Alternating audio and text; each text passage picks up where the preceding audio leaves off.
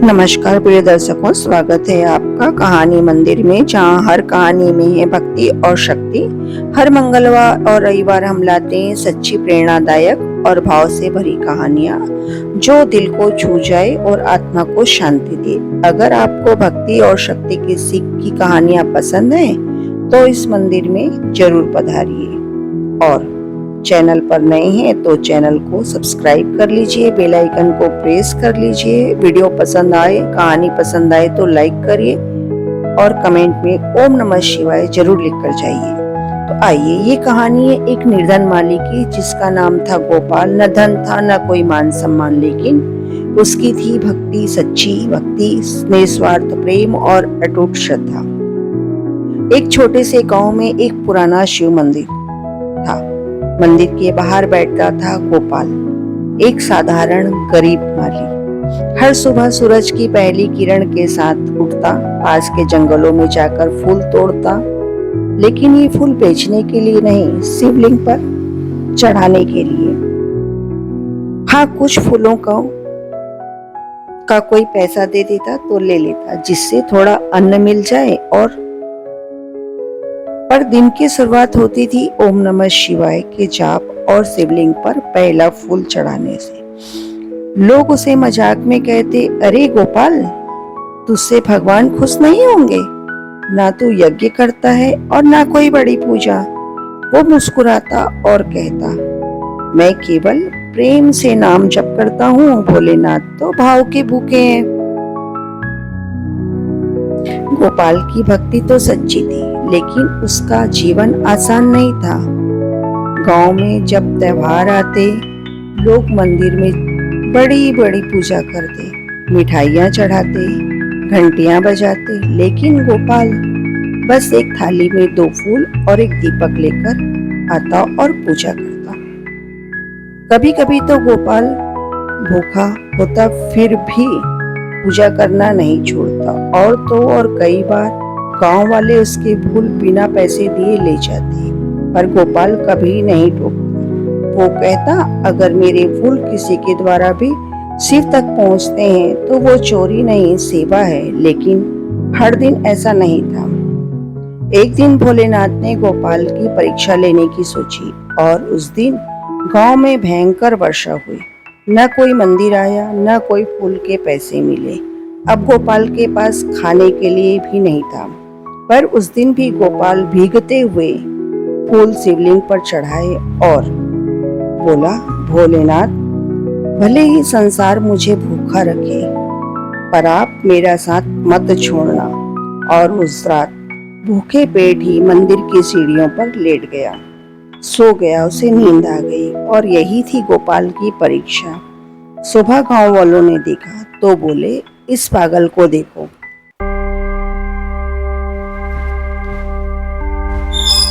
इसने तो मंदिर को ही घर बना लिया है। पर गोपाल बस मुस्कुराकर बोला, मंदिर ही तो मेरा घर है, शिव ही तो मेरे स्वामी हैं। दिन गुजरते गए, लोगों की पूजा बड़ी होती गई, पर गोपाल की भक्ति गहरी होती गई। एक दिन कुछ बदला। क्या बदला? ध्यान से सुनिए। गोपाल सो रहा था, उसे एक सपना आया। एक प्रकाश दिखाई दिया और एक आवाज गोपाल के कानों में आई, गोपाल, कल ब्रह्मा मुहूर्त में आना, मैं तुझे दर्शन दूंगा। वो चौंका, आंखें खुली, पर मंदिर की ज्योति जल रही थी। उसका मन कांप गया, आंखों से आंसू बहने लगे। उसने सोचा, मेरी पुकार भोलेनाथ तक पहुंच गई। अगली सुबह गोपाल ब्रह्म मुहूर्त में उठ गया और उसने अपने सबसे सुंदर ताजे फूलों को टोकरी में रखा। ना कोई मिठाई, ना चांदी की थाली, बस एक दीपक और थोड़े से बेलपत्र, साथ ही भरपूर श्रद्धा और विश्वास। उसका शरीर बहुत थका हुआ था, पर आत्मा जगी हुई थी। गोपाल जैसे ही मंदिर पहुंचा, वहां गहरी शांति थी। ना हवा की आवाज, ना पक्षियों की चहचहाट। उसने शिवलिंग को देखा और आंखें नम हो गई। हाथ जोड़कर कहा, भोलेनाथ, आपने मुझे बुलाया था, मैं आ गया हूँ। वो कुछ पल तक स्तब्ध खड़ा रहा, फिर धीरे से फूल अर्पण करने लगा। ओम नमः शिवाय। उसका मन हर एक शब्द में डूबा था। तभी मंदिर के अंदर कंपन हुई, दीपक की लौ तेज चल उठी।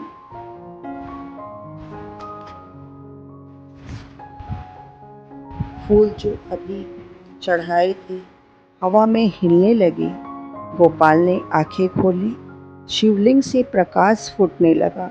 जैसे ही उसने पूरी आंखें खोली, मंदिर के गर्भगृह से एक तेज प्रकाश प्रकट हुआ और उस प्रकाश से निकले स्वयं महादेव। जटाएं बिखरी हुई, त्रिशूल, डमरू और तीसरी आंख से तेज नेत्रों से करुणा और कृपा की वर्षा हो रही थी।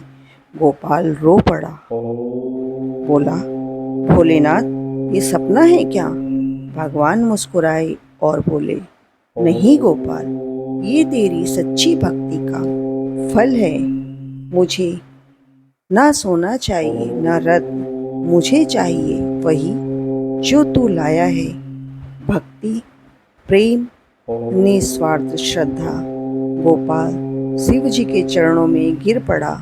शिव जी ने उसे उठाया और गले से लगाया और कहा, आज से तू केवल माली नहीं, मेरा सखा है। तुम्हारी पूजा संसार के हर ताम झाम से श्रेष्ठ है। उसी क्षण मंदिर की घंटियां बजने लगी और सभी गांव वाले भागे भागे मंदिर आए। जब उन्होंने गोपाल को भोलेनाथ के साथ खड़ा देखा तो सबके होश उड़ गए। कुछ की आंखों में आंसू थे, कुछ के सिर झुके हुए थे। सब कहने लगे, हमने इस माली को अपमान किया, पर यह तो सच्चा भक्त निकला। शिवजी बोले, मुझे जो सच्चे मन से पुकारता है, मैं तो उसके पास आता हूँ। और फिर भगवान अंतर्ध्यान हो गए। शिवजी के अंतर्ध्यान होने के बाद पूरा गांव स्तब्ध खड़ा था। शब्द नहीं निकल रहे थे, केवल सन्नाटा। सबकी आंखों में पश्चाताप था। जिसे वो गरीब माली समझते थे, वो तो शिवजी का प्रिय भक्त निकला। कुछ क्षण बाद गांव के पुजारी ने गोपाल के पास आकर कहा, भाई, हमसे बहुत बड़ी भूल हुई।